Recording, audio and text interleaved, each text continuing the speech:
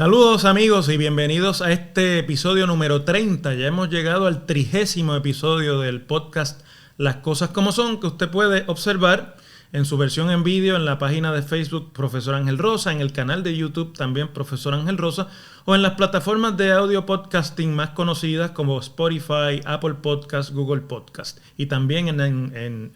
Amazon Music. Estuve unos días fuera, así que no tuvimos un par de episodios y por lo tanto intento retomar la discusión política aquí en Puerto Rico y he tenido un tanto de dificultad, casi nunca me pasa esto para el podcast, decidiendo cuál iba a ser el tema principal de esta versión del podcast. Así que al final he decidido hacer una combinación de dos temas que me parecen fundamentales y que además están interrelacionados. Uno es la revelación de algunas de las indagaciones que la Cámara de Representantes ha hecho sobre los documentos de la compañía que tiene el contrato de distribución y transmisión de la red eléctrica en Puerto Rico, el consorcio estadounidense-canadiense Luma Energy, que terminó llegando a los tribunales ante la negativa del principal oficial ejecutivo de esa compañía en Puerto Rico para no cumplir con la orden de entrega de los documentos y que tuvo que ser ordenado su arresto, aunque nunca se materializó por parte de un juez, para que entonces ocurriera y que la Cámara y la comisión que está estudiando este tema comenzara a dar detalles sobre el asunto. Y el otro tema es la acelerada descomposición institucional que ha evidenciado el más antiguo de los partidos políticos de Puerto Rico, el Partido Popular Democrático, que fundado en 1938, ya a estas alturas tiene casi 84 años de vida. ¿Por qué les digo que están interrelacionados? Porque esta semana, que creo que será un parteaguas en la historia institucional del Partido Popular, tuvo como protagonista este contrato que todo el mundo pensaba que era una iniciativa del gobierno del Partido Nuevo Progresista, especialmente de la administración del renunciado exgobernador Ricardo Rosselló y de su sucesor, el actual gobernador Pedro Pierluisi, pero que los documentos comienzan a dar indicaciones de que hay personas vinculadas en altos niveles al principal partido de la oposición, que es el Partido Popular, que a su vez tiene control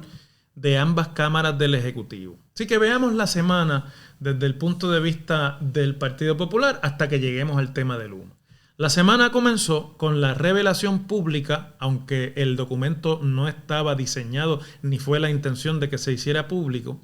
de una carta que dirige el ex comisionado electoral del Partido Popular al presidente de la colectividad, que a su vez es presidente del Senado, José Luis Dalmau,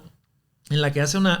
fuertes alegaciones y una serie de señalamientos que crean desasosiego en las filas del Partido Popular. Dice Gerardo Cruz que el Partido Popular está abocado a un precipicio electoral en 2024, que son palabras mayores para decir que no importa lo que pase, perderá nuevamente y por tercera vez las elecciones en Puerto Rico, lo cual sería fatal en términos institucionales para un partido que se ha alternado prácticamente a partes iguales el poder desde 1968 hacia acá con el Partido Nuevo Progresista.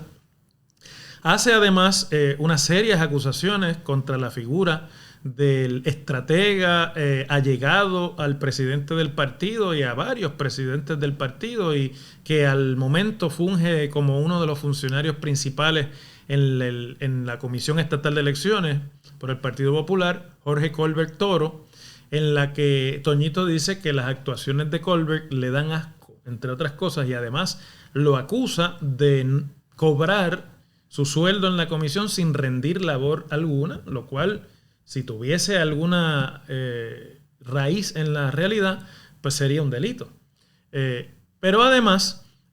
hace una serie también de peticiones en términos de complacer nombramientos y proteger la situación laboral de algunos allegados suyos que habían sido funcionarios de su estadía como comisionado electoral, que obviamente han traído mucha controversia y que ha hecho a mucha gente dudar de las razones de este documento. Pero la carta, que yo le llamo la carta bomba, realmente sonó las alarmas de la preocupación de muchos otros sectores del Partido Popular que ven la cosa marchando por el camino equivocado y que comparten la visión de que al Partido Popular cada vez se le va a hacer más cuesta arriba lograr el favor electoral y controlar desde el poder el gobierno de Puerto Rico. Ustedes todos saben, y los que hemos estudiado la ciencia política con sistematización, que un partido político que deja o pierde su capacidad para ganar elecciones es un partido político débil y un partido político que eventualmente tiene que enfrentar lo que llamaríamos issues existenciales en términos de cuál es su espacio en el entorno electoral. Por eso preocupa mucho.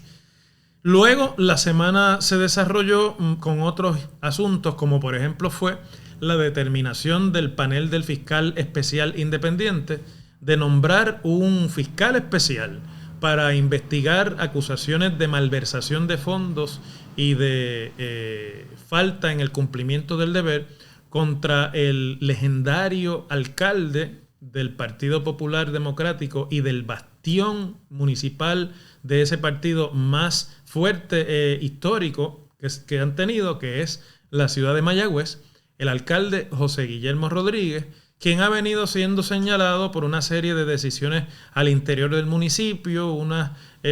involucramientos del municipio en unas transacciones de inversión en el mercado de riesgo que costaron al menos $7 millones al erario municipal y que obviamente ha sido vinculado a una investigación federal que terminó con la acusación de algunas de las personas contratadas por el municipio para estas inversiones por fraude, pero que curiosamente las autoridades federales exoneraron al alcalde de responsabilidad criminal en esa fase. El Departamento de Justicia investigó y finalmente hicieron una recomendación al panel del fiscal especial independiente, que es quien puede acusar funcionarios electos en Puerto Rico para llevar a cabo o llevar adelante una investigación más profunda, y el panel del FEI acogió esa recomendación y obviamente pues eso se convierte, más allá de la repercusión jurídica, en una bomba política, porque nadie nunca pensó que el bastión de Mayagüez iba a estar en peligro mientras estuviese en el poder el cacique José Guillermo Rodríguez. Y en tercer lugar, y aquí entra el tema de Luma, se desata una guerra sucia entre grupos del Partido Popular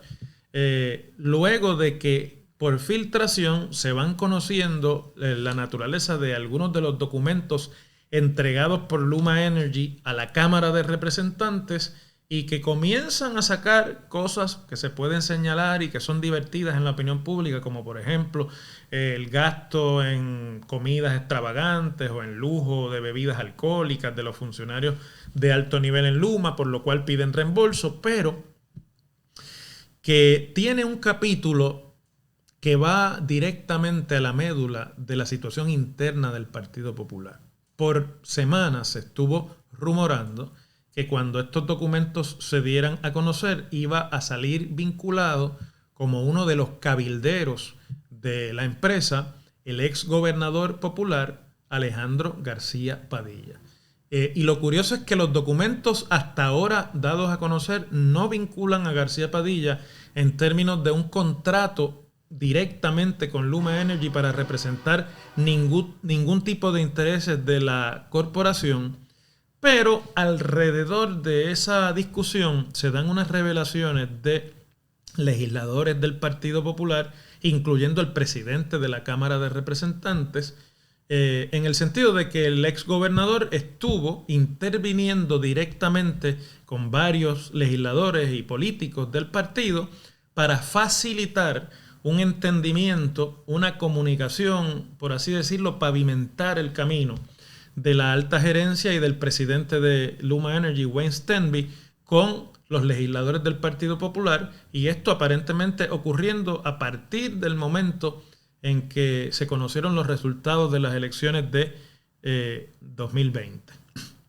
García Padilla, quien tiene intervenciones regulares en la televisión y en la radio en Puerto Rico y que tiene una faceta de su vida profesional como analista político,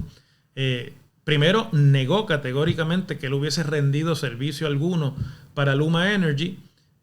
pero ahí comienza a revelarse el detalle de estas llamadas y García Padilla lo explica diciendo que le había hecho algunas llamadas porque amigos que estaban dentro del radio de los intereses de Luma le habían pedido opinión sobre si se tenían o no que comunicar con los populares para lograr algún tipo de entendimiento y que él pensaba que hablar no era malo y que hasta ahí había llegado su involucramiento. Luego de que lo niega así, entonces se revela por parte del presidente de la Comisión de Energía y de Alianzas Público-Privadas, Luis Raúl Torres, un legislador, el único legislador popular que queda en el distrito de San Juan, que durante la campaña electoral y en la oficina de García Padilla se había concertado por gestiones de una reunión del presidente de Luma Energy, Wayne Stenby, con el entonces candidato a la gobernación del partido, Charlie Delgado Altieri. Ya ahí se complica un poco la negativa porque, bueno, no solamente unas llamadas, sino reuniones en su oficina. Y el martes, sale entonces a relucir que el protegido político del exgobernador y que falló en su intento de lograr la presidencia de la Cámara de Representantes, el legislador Jesús Manuel Ortiz, le dice a la prensa que él también recibió llamadas de parte del exgobernador para pedirle que recibiera a los funcionarios de Luma en su oficina. Y todo esto pues trae el cuestionamiento de si bien no hay un contrato que se puede identificar directamente, ¿por qué el exgobernador está tan involucrado en conseguir esta comunicación? ¿Qué tipo de favor es el que está concediendo con gestiones tan vehementes a favor de los intereses de Luma? Lo que finalmente hace imposible que el exgobernador niegue que ha estado cabildeando por Luma. Quizás no contratado directamente, quizás, quién sabe, hasta altruistamente y sin paga, pero el hecho de intervenir con funcionarios electos para favorecer los intereses de un interés particular corporativo se llama cabildeo y ha sido siempre la naturaleza de eso que llaman el lobbying en los Estados Unidos. Y miren, el lobbying no es una actividad ilegal, es una actividad profesional legítima. No hay nada malo en usted ofrecer sus servicios a intereses especiales que necesitan acceso a las estructuras del gobierno para adelantar sus intereses. El problema es de dos maneras en el caso de lo que aquí se señala. Primero, que el Partido Popular, o por lo menos la Cámara de Representantes dominada por el Partido Popular, ha convertido y ha demonizado el contrato de Luma y la propia corporación y pues obviamente y por ende ha demonizado también cualquier gestión que a favor de este diablo pelú hayan llevado a cabo cualquier funcionario, sobre todo un funcionario de la jerarquía que tuvo y que tiene García Padilla dentro del Partido Popular. Es una guerra entre bandos, los de Tatito contra Alejandro, los de Alejandro contra los de Charlie contra José Luis, los de José Luis Dalmau también tratando de defender. En fin, que el Partido Popular vive una situación interna ya no de desorganización luego de la derrota, sino de guerra sucia entre sus bandos. Y eso es un síntoma claro de descomposición institucional en cualquier organización. Una organización en la que las diferencias se dirimen a tiro limpio y básicamente estilo matanzas de la mafia, a ver cómo yo me puedo llevar por el medio al que está en mi contra, es una organización que tiene graves problemas internos institucionales. Y finalmente, la otra variable que también me parece que abona al tema de los problemas dentro del Partido Popular es que la sesión legislativa, dado que en la Asamblea Legislativa los populares controlan, concluye a mediados de la semana pasada sin que se haya podido dar curso a una de las promesas fundamentales del partido, que era enmendar las disposiciones de la reforma laboral que se hizo bajo el gobernador Ricardo Rosselló para cambiar y suavizar algunas de las disposiciones pro negocio y anti sindicatos o anti legislación protectora del trabajo que esa reforma contenía. Y luego, ya a finales de la semana, creo que fue el viernes, el anuncio del presidente del partido y presidente del Senado de que no van a atender la derogación del Código Electoral porque el mandato electoral no les da como para derogar la ley, y van a apostar entonces por conseguir unas enmiendas de consenso con los demás partidos. Todo esto pues deja obviamente en precaria la situación política del Partido Popular, y hay mucha discusión alrededor de todo lo que les acabo de contar.